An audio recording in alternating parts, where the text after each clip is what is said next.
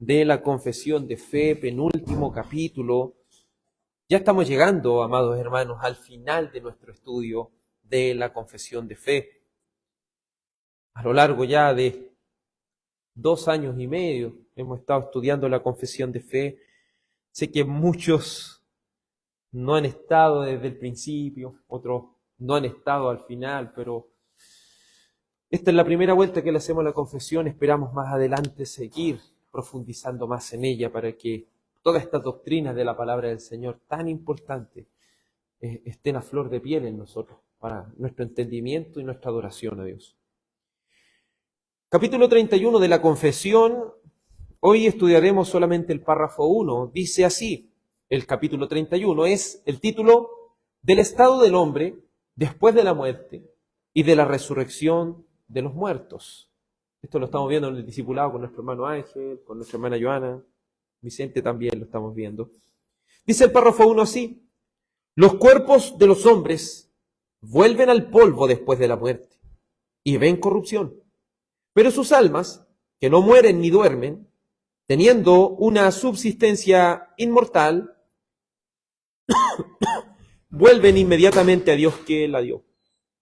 Entonces las almas de los justos son hechas perfectas en santidad, son recibidas en el paraíso, donde están con Cristo y contemplan el rostro de Dios en luz y gloria, aguardando la plena redención de sus cuerpos. Y las almas de los malvados son arrojadas al infierno, donde permanecen en tormento y total oscuridad, reservadas para el juicio del gran día. Aparte de estos dos lugares, para las almas separadas de sus cuerpos, la Escritura no reconoce ningún otro. Oremos al Señor. Dios Padre, hemos dado lectura a esta doctrina tan importante, Señor, como lo es el estado del hombre después de la muerte y la resurrección de los muertos. Le ruego y le suplico, Padre Celestial, que nos dé sabiduría, nos dé entendimiento y nos permita, Señor, que estas verdades de la palabra de Dios nos afirmen y también nos lleven a predicar el Evangelio a toda criatura, Señor, con mayor perseverancia. Gracias, Señor, por esta bendición que nos das de haber orado delante de ti, Señor, en esta reunión de oración y ahora a estudiar la confesión de fe. Gracias, Señor, por este tiempo que nos has permitido para tu gloria. En el nombre de Jesús, tu Hijo, te ruego estas cosas, Señor. Amén. Este es el capítulo 31 de la confesión de fe. Ya estamos llegando al final de la confesión, por lo cual este capítulo va a tratar de qué sucede con el hombre cuando muere. ¿Qué sucede con el ser humano cuando muere? Tanto el creyente como el impío. ¿Y qué sucederá también en lo que se conoce como la resurrección de los muertos? Para poder poner en contexto la confesión de fe, debemos entender que ellos se oponen de manera bíblica a la creencia romanista del purgatorio. No sé si ustedes alguna vez han escuchado esta creencia del purgatorio. Tomé de una página que los católicos romanos la utilizan, entonces no estoy hablando algo que otras personas dijeron del purgatorio, sino lo que ellos mismos dicen. Y quiero que usted considere esto al analizar la Escritura, porque así se va a dar cuenta cómo esta es una falsa creencia, cómo esto va en contra de la misma palabra de Dios. ¿Qué dice acerca del purgatorio? Recordando que la confesión de fe, ¿cómo dice al final? Fuera de estos dos lugares, la Biblia no reconoce ningún otro. Entonces, ¿qué es lo que está queriendo decir? El purgatorio no existe. El catecismo de los romanistas, entre sus números 1030 y 1032, se dicen varias cosas.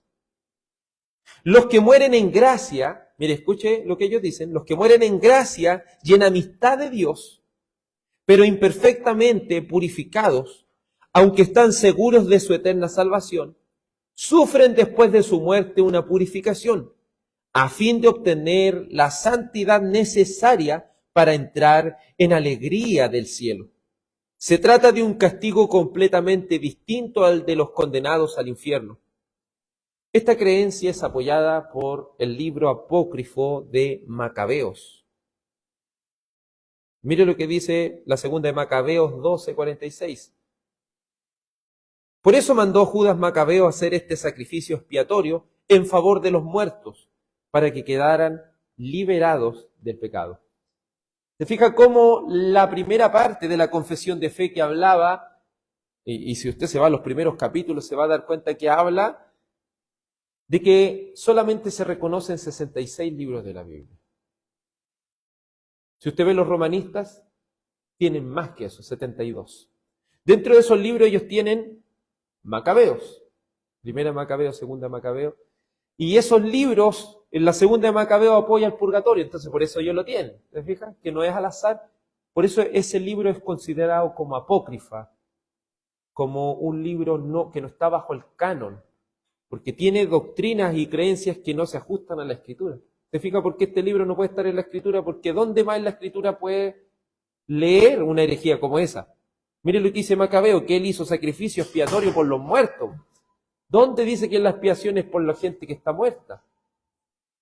¿Dice eso acaso la Biblia? En ninguna parte. Estos son los que... ¿Y por qué una persona va al purgatorio? Según el entendimiento de ellos, es porque una persona no tuvo suficiente mérito para completar el sacrificio de Cristo. Miren la creencia romanista.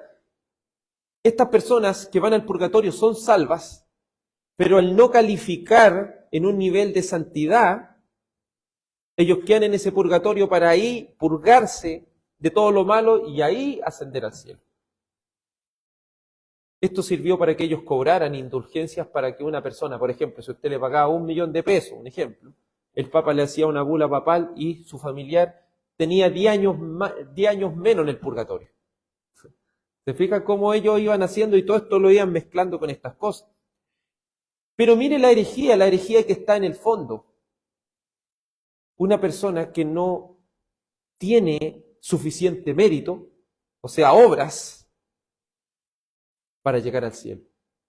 Nótese que los romanistas nos dicen que ellos son salvos por obras, porque ellos dicen que tienen que completar ese sacrificio de Cristo con obras. O sea que ellos creen en obras más sacrificio de Cristo igual a salvación.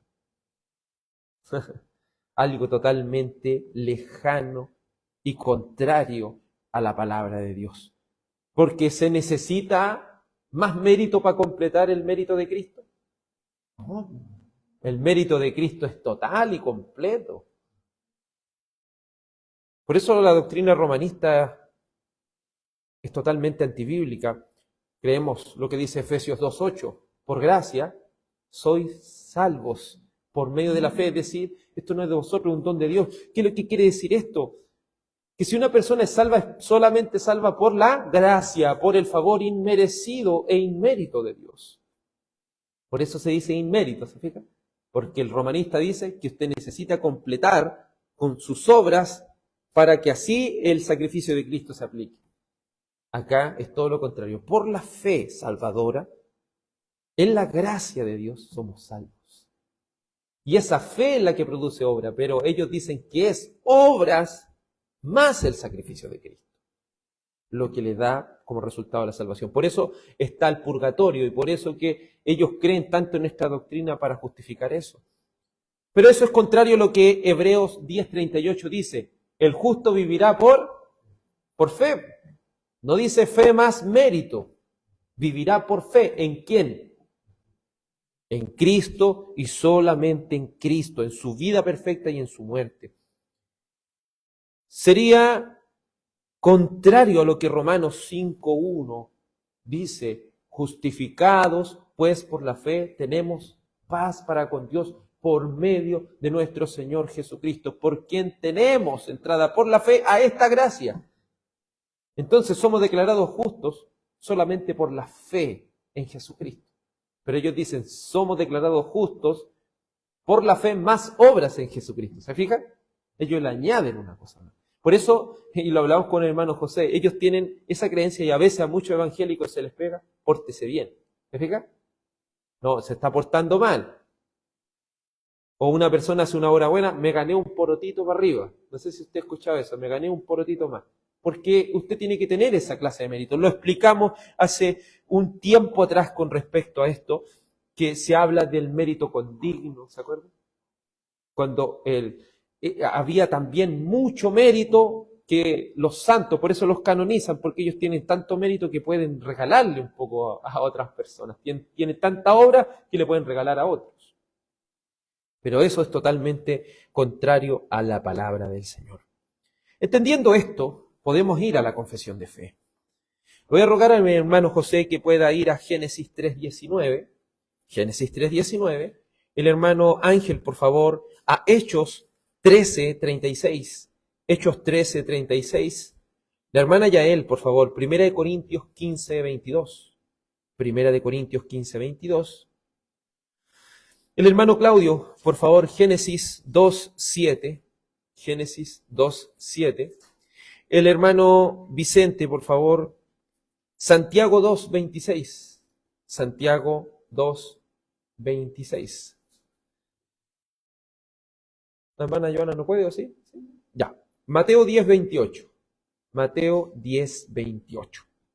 Entonces, la primera parte de este párrafo con respecto del estado del hombre después de la muerte y de la resurrección de los muertos, dice así. El párrafo 1, fracción, si lo podemos decir, la parte número 1, dice: los cuerpos de los hombres vuelven al polvo después de la muerte y ven la corrupción. Es decir, nuestra confesión se centra en lo más básico, en lo más mínimo. Cuando una persona muere, su cuerpo queda ahí y su cuerpo se echa a perder, se pudre en una tumba. Génesis 2:17 dice: pero del árbol del conocimiento del bien y del mal no comerás, porque el día que de él comas, ciertamente morirás. ¿Cómo se le llama ese pacto? Pacto de obras. Muy bien. Entonces, ¿qué es lo que está diciendo la confesión? ¿Por qué el ser humano vuelve al polvo? ¿Por qué el ser humano muere? ¿Por qué el cuerpo del ser humano se pudre en una tumba? ¿Por qué? Porque han quebrantado el pacto de obras. Por eso, todo ser humano que proviene de Adán, es decir, todo ser humano en esta tierra tiene que morir. Y tiene que morir porque lleva sobre sí el pecado de Adán. Siguiente texto, por favor. Con el sudor de tu rostro comerás el pan, hasta que vuelvas a la tierra, porque de ella fuiste tomado, pues polvo eres y al polvo volverás. Un texto muy conocido, ¿cierto? Porque polvo eres y al polvo volverás. ¿Y eso por qué os sucede? Porque quebrantaron, ¿qué cosa? El pacto de obras. Por eso una persona en la sepultura se pudre, se muere. ¿Pero qué es lo que está muriéndose ahí? Su cuerpo. ¿Qué es lo que está pudriéndose ahí? Su cuerpo. ¿Qué es lo que vuelve al polvo? Su cuerpo. Nuestra confesión también es clara en afirmar y en decir que el ser humano no es tripartito, sino que tiene una dicotomía. ¿Qué quiere decir eso? Está compuesto por cuerpo y alma. Nada más. Y cuando hablamos de espíritu, es lo mismo. Cuando hablamos de corazón, cuando hablamos de mente, cuando hablamos de conciencia, cuando hablamos... ¿Se fijan? Al final es lo mismo, son diferentes palabras para referirse a lo mismo. Por eso nuestra confesión primero se enfoca en el cuerpo, en algo básico. ¿Dónde va el cuerpo? Al polvo. ¿Por qué? ¿Por qué una persona tiene que morir? Porque ha quebrantado el pacto de obras bajo Adán. Por eso Cristo, ¿qué lo dice el apóstol Pablo, en el libro romano? Dice: en Cristo todos mueren, en Adán todos mueren y en Cristo todos son vivificados. Por eso el que está en la simiente de Adán al final siempre tiene sobre sí el juicio, la ira de Dios. Por eso todo niño nace siendo un pecador. Por eso existe el aborto, existe, ¿cierto?, estos mismos abortos espontáneos. Por eso niños mueren a temprana edad, porque el pecado no es ellos porque ellos cometieron un pecado, sino el pecado que arrastran por Adán. Pero los que están en Cristo, esa deuda ya está pagada. ¿Se fijan? Por eso tienen esperanza de resurrección. Siguiente texto, por favor. Porque David, después de haber servido el propósito de Dios en su propia generación, durmió y fue sepultado por sus padres y vio corrupción. Entonces, ¿qué es lo que fue sepultado? El cuerpo, ¿cierto? ¿Y qué es lo que vio corrupción? El cuerpo. corrupción, se pudrió, a eso se refiere. Siguiente texto, por favor.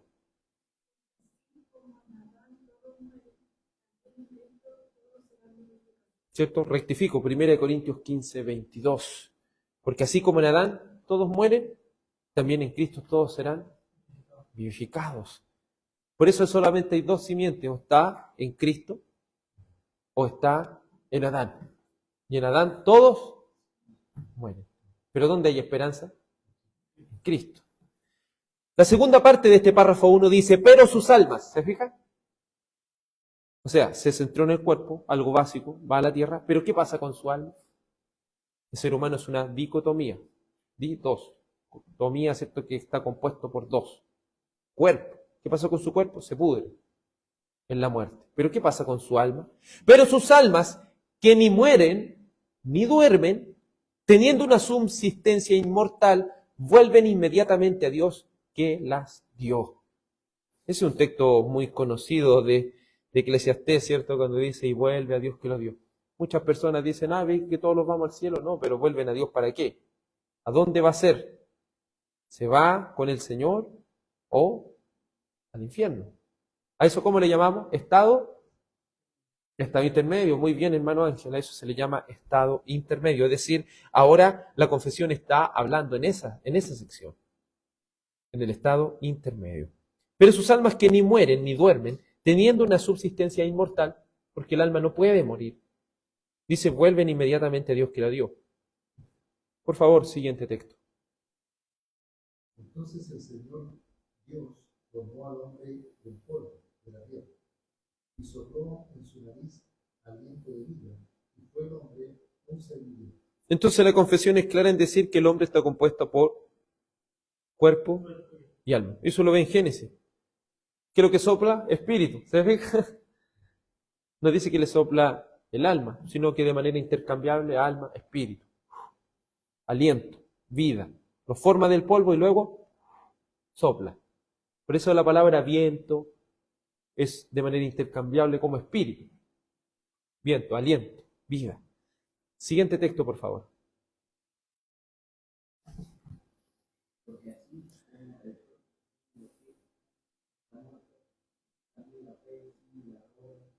Entonces, se fija, el hombre está compuesto por cuerpo y alma, o espíritu. Porque así como el cuerpo sin el espíritu está muerto, se fija y hace la distinción. Existe cuerpo y espíritu. No dice, así como el cuerpo sin el espíritu y sin el alma y sin la mente y sin el corazón, y sin, se fija porque sería algo de cuerpo y alma, dicotomía. Antes de ir a la siguiente parte, nuestro hermano José, por favor, Salmo 23, 6. Salmo 23, 6.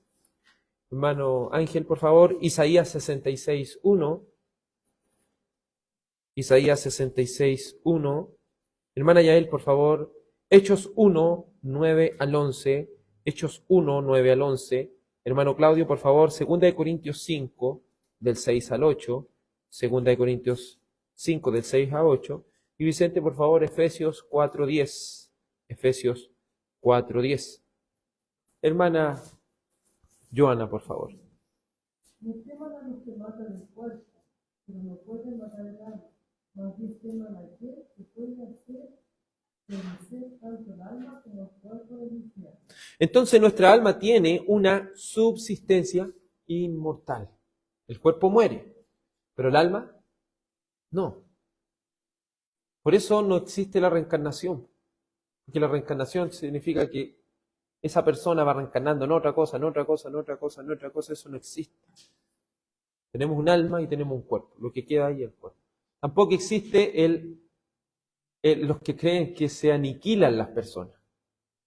Les cuesta decir esa palabra, pero es pero es algo de aniquilar. Es una doctrina, como lo creen los adventistas, de que una persona que muere sin Cristo, murió, ¿no? Eso también muchos testigos de Jehová lo creen. Son personas que creen que fueron aniquiladas. ¿Se fijan? El infierno significa que murió, ¿no? Ellos así lo ven. No existe, pero el alma tiene una subsistencia inmortal porque el Señor, ¿qué es lo que dice? No teman al que destruya su cuerpo, teman a aquel que puede destruir su alma y su cuerpo en el infierno.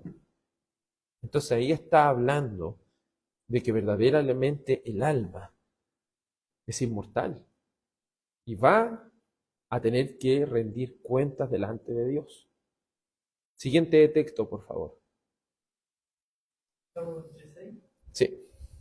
Ciertamente el bien y la misericordia me seguirán todos los días de mi vida. En la casa del Señor moraré por largos días. Hasta ahí, por favor. Entonces el tercer punto dice, las almas de los justos, siendo entonces perfeccionadas en santidad, son recibidas en el paraíso donde están con Cristo y contemplan la faz de Dios en luz y gloria, esperando la plena redención de sus cuerpos. Se nota que la confesión va de manera gradual. El cuerpo muere, se hace polvo. Todos tenemos un alma inmortal. Y después como que respondiera, ¿y qué pasa con el alma de los justos? ¿Cierto? Y luego va con el alma de los impíos.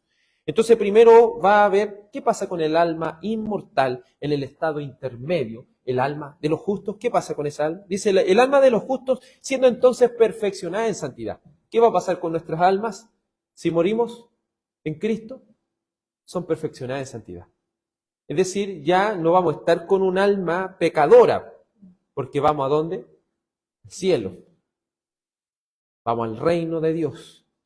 Entendemos que el reino de Dios, ¿qué dijo el Señor? Toda autoridad me es dada tanto en el cielo como en la tierra. Y esto nos lleva a entender muchas cosas cuando usted va a Apocalipsis. Ve que la iglesia está reinando en el cielo, pero también está reinando en la tierra. ¿Se fija?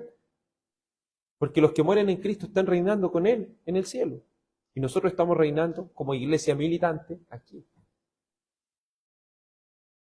¿Ve cómo todo va tomando sentido? ¿Qué es lo que sucede? Dice, las almas de los justos son perfeccionadas en santidad. ¿Por qué son perfeccionadas en santidad? ¿Porque al cielo puede ir algo inmundo? ¿Puede ir algún mal pensamiento, alguna cosa mala? No. Entonces es maravilloso que el Señor, al permitirnos cuando fallecemos, si estamos en Cristo, Él perfecciona nuestra alma y entra inmediatamente al cielo. Por eso el Señor le puede decir al ladrón en la cruz, hoy estarás conmigo en el paraíso. Pero como un ladrón que estaba pagando como ladrón, puede ir inmediatamente al cielo si él estaba así de sucio. Y Cristo pagó por él, lo justificó. ¿Y su alma fue completamente perfecta? Sí. Cuando muere, el Señor la perfeccionó en santidad para que pueda estar con Él, porque de otra manera no puede existir. También esto descarta la creencia que muchos tienen de creer que antes de la venida de Cristo había un lugar donde estaban los impíos y donde estaban los justos. Era un lugar único y cuando Cristo viene, se lleva a las personas al cielo. No, eso no existe en ningún lugar. Porque el Salmo 23:6 que dice, ciertamente el bien y la misericordia me seguirán todos los días de mi vida. Pero mire la aplicación que le dan los que escribieron esta confesión. Y en la casa del Señor moraré por largos días. Muchas veces nosotros creemos que el Salmo 23 está hablando de que David quiere estar en la casa del Señor, que en la iglesia, excepto el templo. Pero entendamos una cosa, el Señor, ¿qué le había dicho? ¿Qué le había dicho a Salomón? Yo no habito en templo hecho por mano de hombre. ¿Me entiende? Es un símbolo de que el Señor con su presencia está ahí, pero Él no habita en templo. Entonces, ¿qué es lo que está diciendo David aquí? Recuerde que ahí no está el templo tampoco, está el tabernáculo. Pero Él dice, yo en la casa del Señor voy a morar por largo tiempo. Es decir, el Señor es mi pastor y su pastoreo es tan grande que me va a permitir estar en su presencia con Él para siempre. ¿Se fija de manera poética cómo comunica eso? Entonces eso es lo hermoso, hermano, que si fallecemos hoy, seremos perfeccionados en santidad y seremos recibidos en el paraíso donde está Cristo y donde contemplan la faz de Dios en luz y gloria, esperando la plena redención de sus cuerpos. Es precioso ver esta salvación tan grande hecha por el Señor. Siguiente texto, por favor, hermano. Así dice el Señor. El cielo es mi trono y la tierra el estrado de mis pies. ¿Dónde pues está la casa que podría edificarme? ¿Dónde está el lugar de mi reposo? Entonces ahí los que escribieron la confesión colocan la contraparte.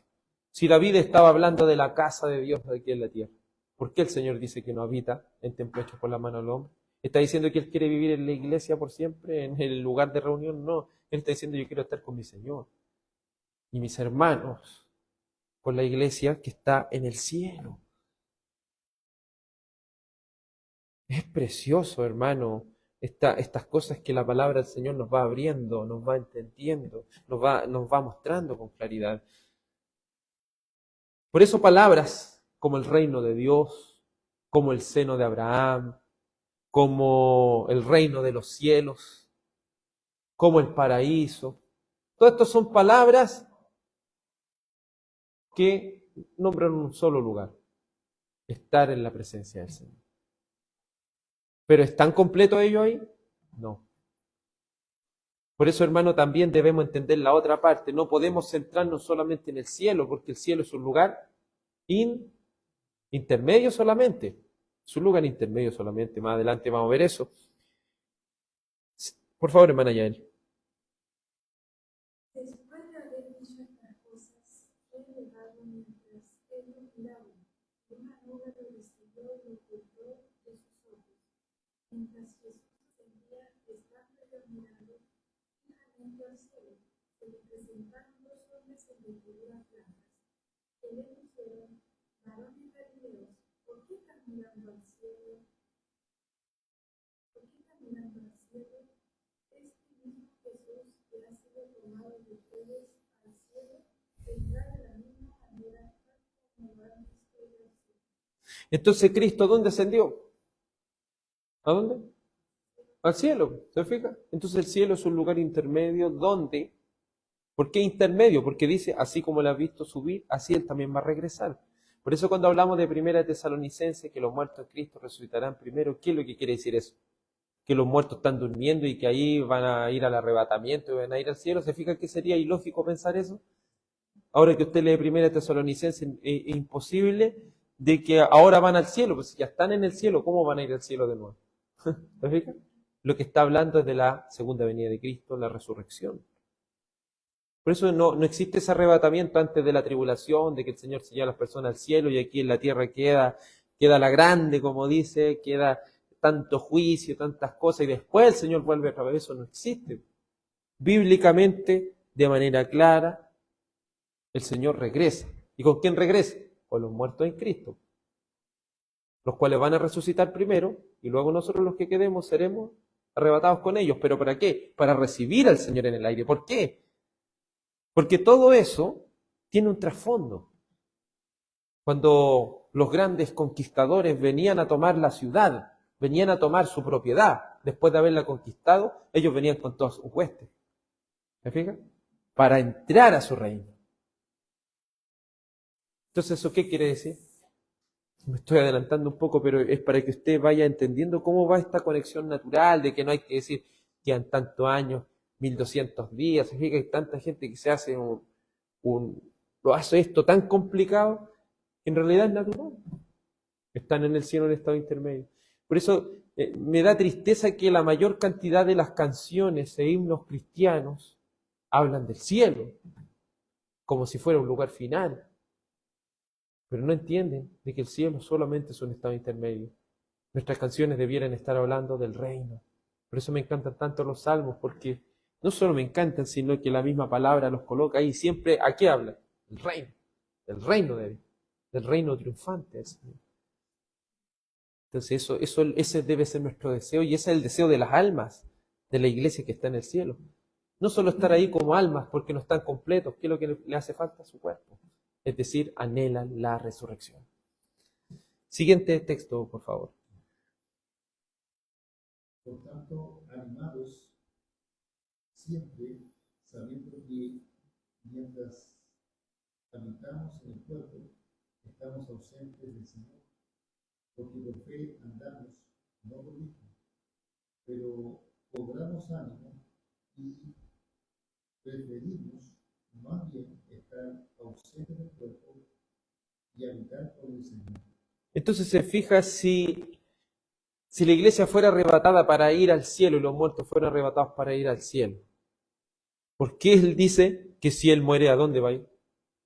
Al cielo. Dice, mientras estoy en el cuerpo estoy ausente del Señor. Pero si estoy ausente de usted en cuerpo, estoy habitando con el Señor. Entonces, ¿dónde se va una persona que muere hoy?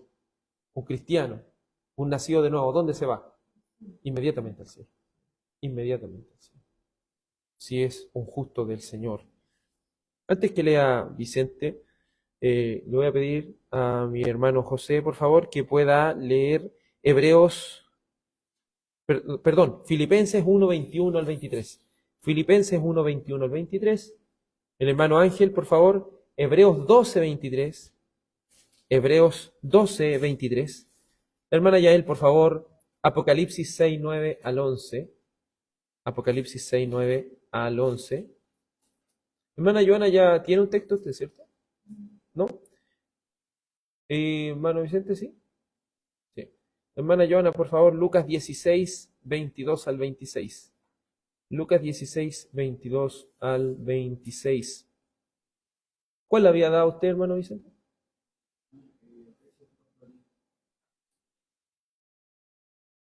Ya, ahora sí, hermano, por favor.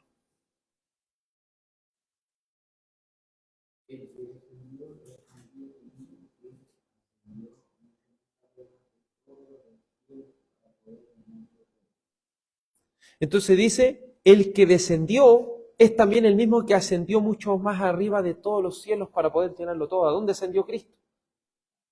¿A dónde ascendió Cristo, hermano Vicente? Al cielo. Entonces, si un cristiano muere hoy, ¿a dónde va? ¿A dónde va, hermano Vicente?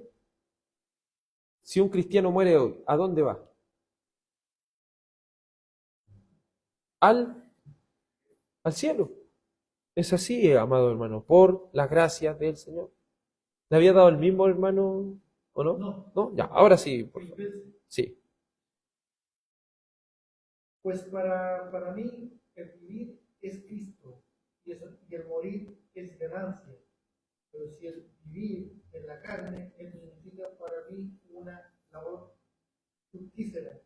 Entonces no sé cuál escoger, porque de ambos lados me siento apremiado, teniendo el deseo de partir y estar con Cristo, pues eso es mucho mejor. Entonces Él nos muestra algo tan importante. ¿Un cristiano es bueno que un cristiano le tenga miedo a la muerte? No. Podríamos decir que hasta es pecado. ¿Por qué? Porque un cristiano que le teme a la muerte de eso tan terrible, no está entendiendo. Morir es estar con Cristo. Y es mucho mejor, es mucho mejor. Estar en la tierra es bueno porque trabajamos para la gloria del Señor, pero estar en el cielo es mucho mejor porque estamos con Cristo. Entonces, ¿dónde va una persona que muere hoy? ¿Dónde va su alma? Al cielo de Dios. Siguiente texto, por favor. A la Asamblea General e Iglesia de los primogénitos que están inscritos en los cielos, y a Dios, el juez de todos, de los espíritus de los justos, hechos ya perfectos. Entonces aquí la Biblia nos muestra de manera tan clara lo que estamos diciendo. Hay una asamblea general, es decir, hay una iglesia. ¿Dónde está esa iglesia? En el cielo. Hay una iglesia que está en el cielo, como hay una iglesia que está aquí en la tierra. Hay una iglesia triunfante en el cielo, porque ellos ya no tienen estas luchas que tenemos nosotros. Aquí es una iglesia militante, es decir, nosotros todavía estamos aquí batallando. Entonces tenemos una iglesia triunfante en el cielo, tenemos una iglesia militante aquí en la tierra. Y aparte de eso, aquí haciendo una pequeña mención, ¿por qué existe el libro de membresía? Porque eso es figura de qué cosa? De los que están inscritos. ¿Se fija? De los que están inscritos. Es figura, obviamente. Pero eso tiene una base bíblica. Dice, e iglesia de los primogénitos que están inscritos en los cielos. Y a Dios el juez, y a los espíritus de los justos hechos perfectos. Entonces, si un alma muere hoy, un alma de un cristiano muere hoy, ¿va a tener las mismas luchas que tiene hoy con su mente? No, porque va a ser hecha perfecta al entrar a la presencia del Señor. Por eso en el cielo de Dios no puede haber pecado, porque están ante el Dios Santo. Por eso se le llama iglesia triunfante, porque ya no tienen esta lucha. Y nosotros somos la iglesia militante porque sí tenemos esta lucha. Estamos reinando, tal como ellos lo están. Pero ellos triunfantes. Y nosotros aquí militantes, luchando. Porque el cielo tiene que venir a esta tierra. Por eso nosotros aquí en la tierra estamos en esa forma. Porque esperamos el siglo venidero. Por eso la Biblia habla de los que han alcanzado los fines de los siglos. Porque el siglo venidero es ese siglo donde el cielo, el Señor lo traerá aquí a la tierra. O como Apocalipsis 21 lo muestra, la nueva Jerusalén viene sobre esta tierra. ¿Se fija cómo todo se va complementando? Siguiente texto, por favor. No, viene la hermana Yael. ¿Apocalipsis? Sí. Después, Cuando el Cordero abrió el quinto sello, vi debajo del altar las armas de los que habían sido muertos a causa de la palabra de Dios, del testimonio que habían mantenido. Clamaban a gran voz: ¿Hasta cuándo, oh Señor santo y verdadero, esperarás para juzgar y vengar la sangre de los que mueran de los cielos? Y se les dio a cada uno de ellos una vestidura blanca y celestial que descansaran un poco más de tiempo hasta que se completara también el número de sus consiervos y de sus hermanos que habían de ser muertos como ellos lo habían sido. entonces se fija, las almas que están en el cielo, ¿están completas? No, anhelan que el Señor haga justicia, que su reino se consume sobre esta tierra. Porque Cristo ya ha inaugurado el reino. Está reinando, pero falta que este reino se consume, que este reino ya se lleve a cabo por completo. Entonces eso es lo que anhelan las almas, no están completas. Por eso le digo yo que el cielo no es nuestro lugar final, es un lugar intermedio, porque Él va a traer su cielo a esta tierra. Y no solo eso, sino que también, si se fija, si esto es tomado como la gran tribulación, ¿por qué todavía hay almas? Se fija que algunos decían, no, si la iglesia está en el cielo en la gran tribulación, pero ¿por qué aquí dice que todavía tienen que esperar? Porque todavía hay consiervos, hay hermanos que todavía están luchando aquí. ¿Me entienden? Entonces, por eso no existe una iglesia que es arrebatada antes de la gran tribulación. Eso naturalmente el texto no lo dice. Hay que llegar a una invención muy grande y oscurecer todos estos otros textos, no verlos para creer una cosa así. Naturalmente nos va mostrando que hay una iglesia en el cielo y hay una iglesia aquí también en la tierra. La última parte de esta párrafo 1 de la confesión dice: las almas de los malvados son arrojadas al infierno, donde permanecen atormentadas y envueltas en densas tinieblas, reservadas para el juicio del gran día. Obviamente, cuando hablamos de estos temas, debemos considerar que debemos hacer ciertas distinciones. Por eso algunos, ¿cierto?, han puesto, existe un infierno intermedio. Porque aquí habla, ¿cierto?, infierno, pero existe un infierno definitivo, ¿cierto? Por eso se hacen estas distinciones, para de alguna manera graficar, porque la Biblia a veces utiliza la palabra infierno para hablar de lo que ocurre en el estado intermedio, pero a veces lo habla como el estado final. Entonces ahí es donde uno tiene que ver, porque un ejemplo, habíamos leído eso anteriormente, que no teman a los que matan el cuerpo, sino teman al que puede destruir su alma y su cuerpo en el infierno. Ahí está hablando del estado intermedio, está hablando del estado final. Final, porque está hablando de cuerpo y alma. ¿Se fija? Entonces por eso hay que tener cuidado a veces con las palabras, pero se coloca una palabra para decir esto. Por eso la palabra intermedio es importante para distinguir de cuál de los dos está hablando. Aquí la confesión de fe, ¿qué es lo que ocupa? Dice: las almas de los malvados son arrojadas al infierno. Estado intermedio, donde permanecen atormentados y envueltos en densas tinieblas, reservados para el juicio del gran día. ¿Se fija? Entonces al final el infierno final lo coloca como el juicio del gran día, para marcar estas dos distinciones. ¿Se entiende, cierto? Sí, son distinciones que se hacen para que no se preste tanta confusión. Pero sí, la Biblia es clara en demarcar eso. Las almas de los justos se van al cielo, pero las almas de los impíos sin Cristo se van ¿a dónde? Al infierno. Es decir, a ese estado intermedio para esperar en tormentos el juicio final, que vendría a ser el infierno definitivo, o lago de fuego, le llaman algunos, o como en este libro se habla, o lo mismo aquí como la misma confesión no estaba mostrando, en la muerte segunda, sí. Entonces, ahí donde nosotros vamos marcando, como le digo, estas distinciones que son importantes para que vayamos analizando cómo el Señor va cuadrando estas cosas y va mostrándonos. Mire, me gusta mucho cómo dice este libro de Sam Waldron también, El fin de los tiempos. Explica esto, dice: no menos de 3 veces en el párrafo 2 de la confesión de fe, reitera su compromiso con la doctrina del tormento eterno de los malvados. Habla de condenación eterna, tormento eterno, y seriamente si este lenguaje de la confesión de fe tiene la intención de enseñar la doctrina del tormento eterno de los malvados. ¿Se fija? Ahí se habla de un tormento eterno. Existe, ¿cierto?, un infierno intermedio, pero existe también un fuego eterno, un castigo eterno, que eso se da lugar ¿dónde? En el juicio final. En el juicio final. Por favor, siguiente texto. Hermana Joana, ¿tiene? ¿O el hermano Claudio? Sí, la hermana Joana. Sucedió que murió el pobre y fue llevado por los ángeles a ser de Abraham.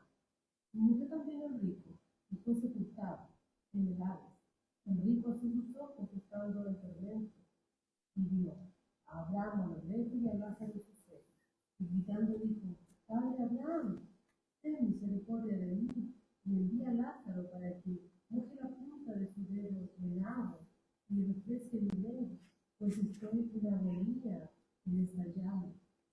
Pero Abraham dijo: Hijo, recuerda que durante tu vida recibiste tus bienes y Lázaro igualmente males, pero ahora él es consolado aquí y tú estás en agonía.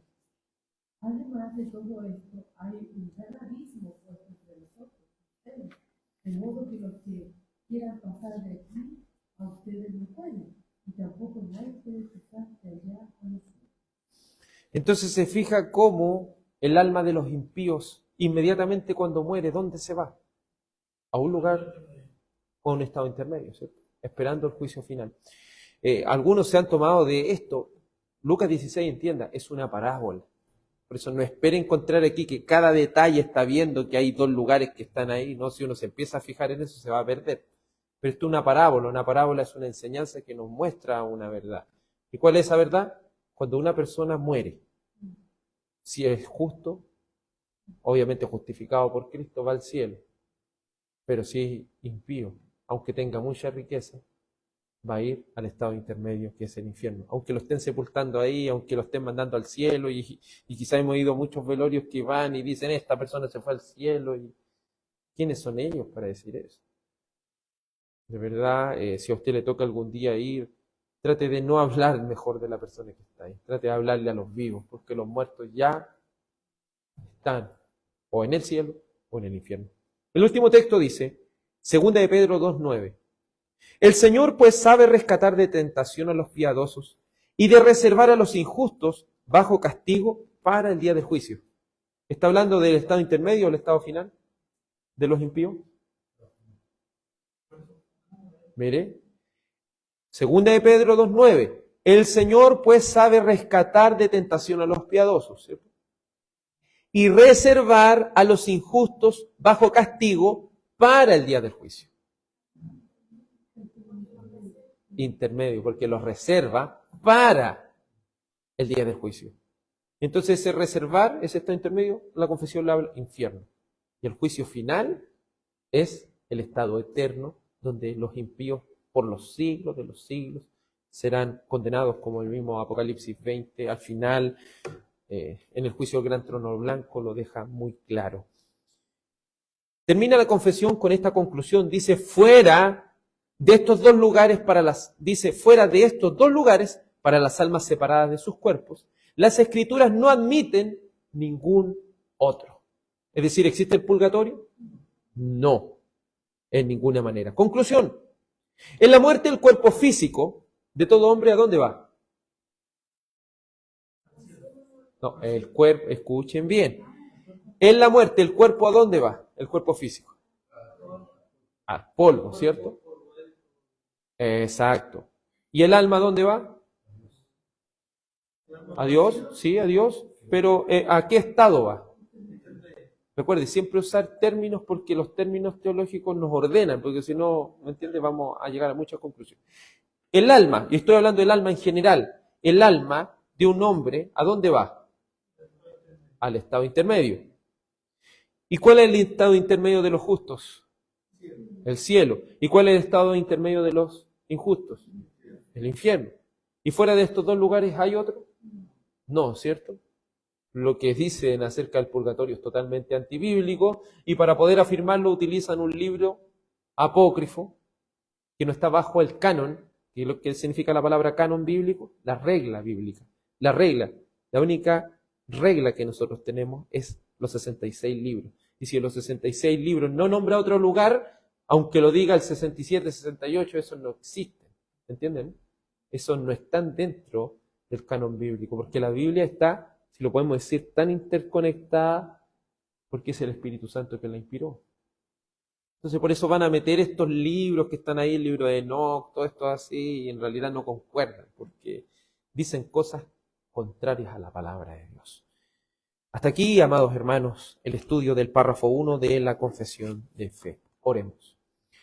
Dios Padre, agradecemos el poder, Señor, haber permitido en este día, miércoles, haber orado congregacionalmente con nuestros hermanos y también, Señor, haber estudiado esta preciosa confesión de fe.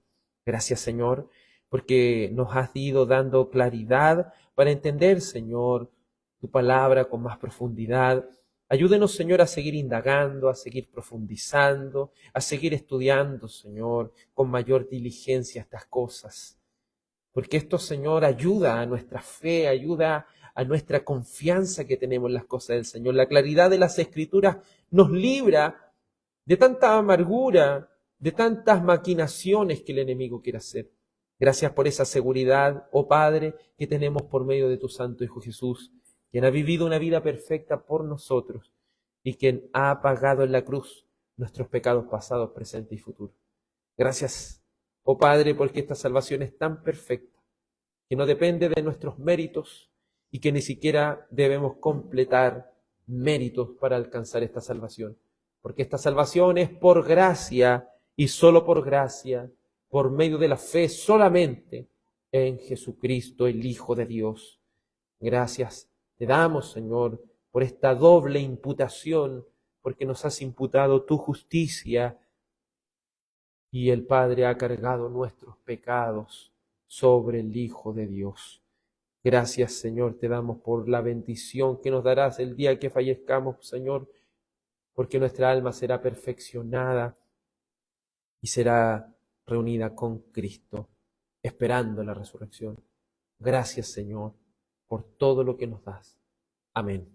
Que el Señor, nuestro Dios, les bendiga, amados hermanos, y que tengan una muy buena noche.